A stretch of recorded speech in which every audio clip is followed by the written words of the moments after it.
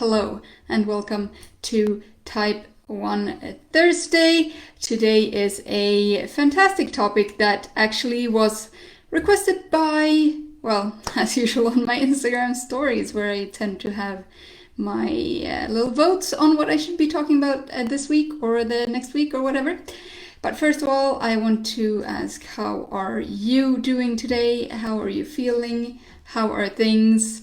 How are you making sure that you are doing well today?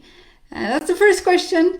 The topic of today is diabetes and alcohol. So I have created the ultimate toolkit for diabetes and alcohol, or alternative title, because I couldn't decide, is you can also have fun with alcohol as a type 1 diabetic. And I guess that actually shows you or tells you everything you need to know. Yes, you can drink alcohol even if you have diabetes, if you live with diabetes. That is not a no-no. Yes, it can be more difficult to control blood sugars, but I'll go through all of this today with you so that you have a better understanding and a better idea of what you should watch out for and what you can watch out for, so that you don't get caught off guard.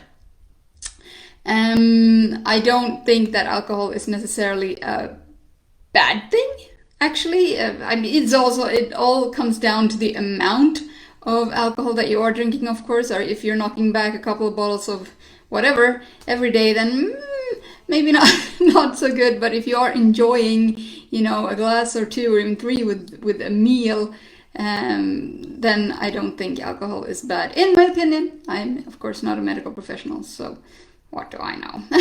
I can only speak about my experience and other people's experience that I've talked to with alcohol and diabetes.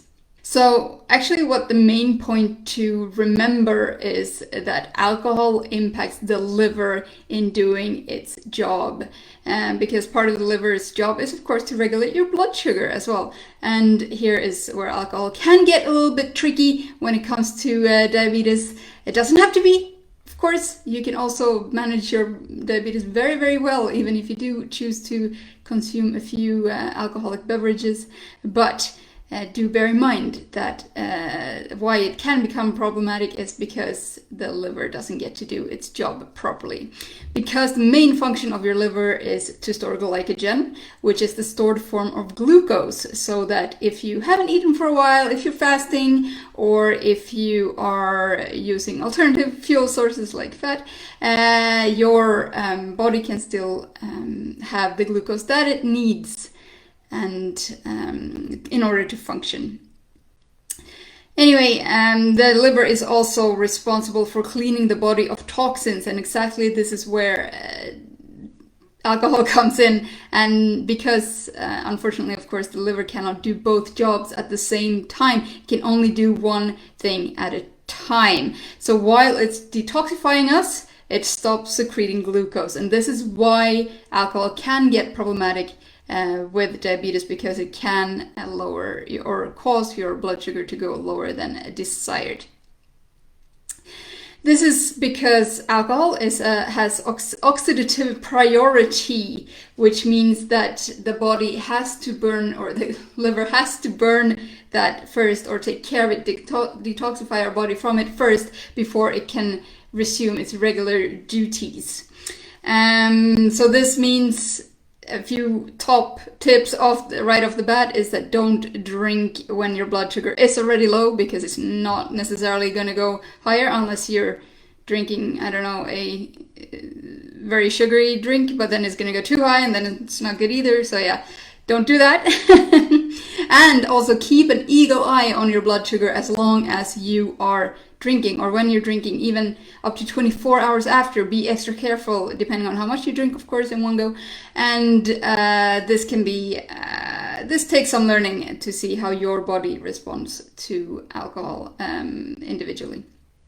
And also, on average, the liver can break down 1 drink of alcohol per hour. So that means if you're drinking a lot, then you have more alcohol in your body for longer. If you're only enjoying like a glass or even two, it's done, your liver is done and can resume its duties after an hour or two.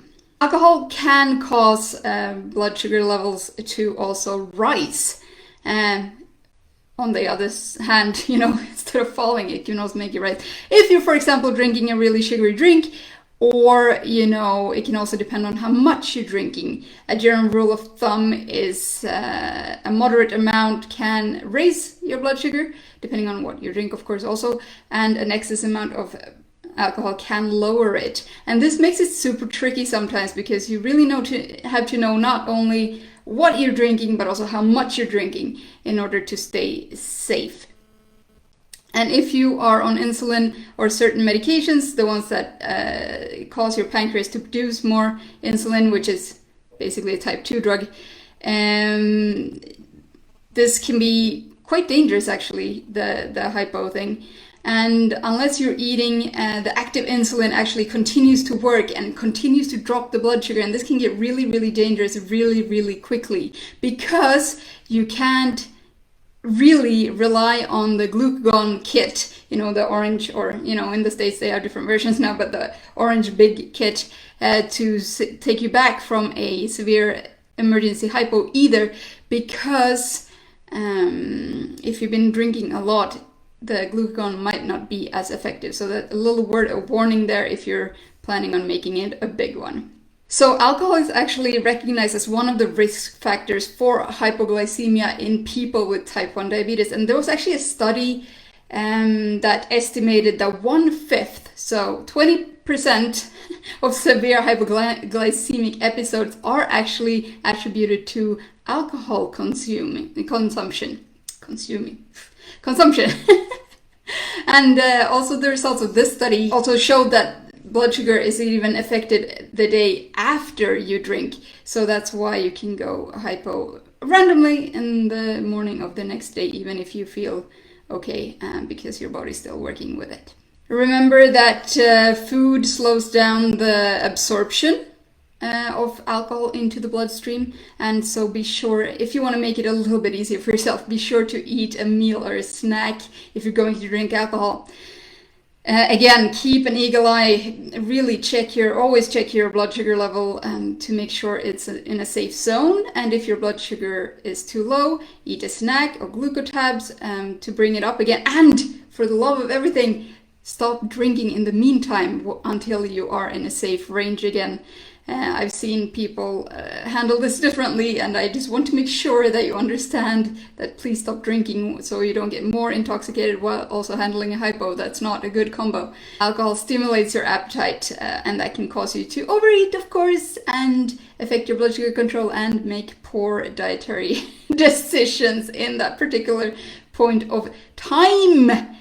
I find personally that drinks low in carbohydrates are the easiest, I'm not saying best, but the easiest to handle. And this includes, of course, light beers, dry wines, or some bubbly, which is a personal favorite, and or liquor, mixed or non-mixed. But if you're gonna mix, then mix with club soda or, diet mixers. I would really suggest to keep off sugary mixed drinks and craft or heavy beers or cocktails like pina coladas. It's going to be so much easier to handle if you don't have to worry about the carb count as well as the alcohol. So you just have to worry about the alcohol without having the carbs to also impact your blood sugar, because that's just silly in terms of how much there's only that much work a person can do. Also, of course, drinking too much alcohol so you become intoxicated, it can make you feel dizzy, sleepy, disoriented, all of these feelings that we also associate with hypoglycemia, which is why actually too much alcohol can be a double-edged sword for us. I would suggest that you wear medical ID so that people know, in case they find you on the street, what is really wrong, and that you're not just a drunk,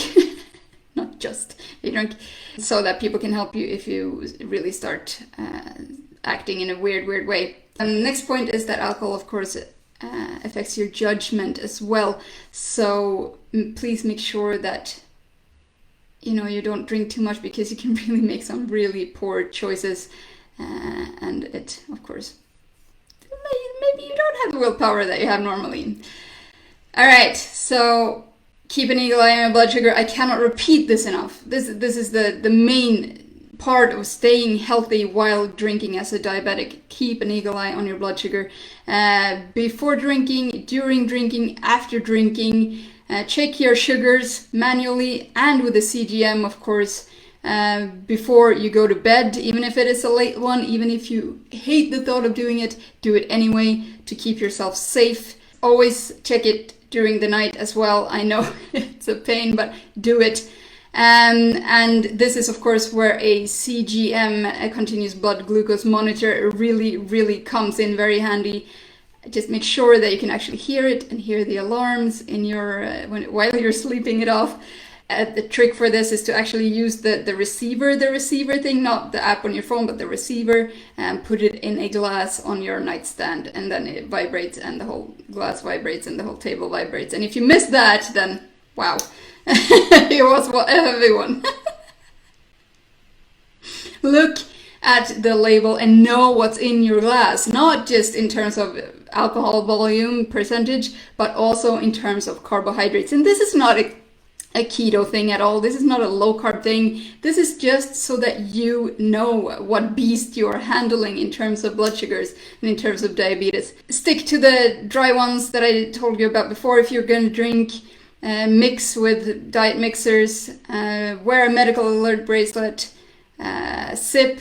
And this is a challenge for many I've seen in my days, but sip your beverages slowly can also really help, because then you don't get everything at once. Don't do 19 shooters by the bar. Just sip your drinks slowly, because that, of course, also has an impact. This is such a boring advice, but it's so true though. Keep hydrated while you're drinking, because hydration, we know, is a huge thing in the blood sugar management anyway, but especially when you are, because alcohol is dehydrating, so you need to keep that hydration up, and not just because you're gonna get super drunk otherwise, but also because of hydrating your body. Eat before and during drinking.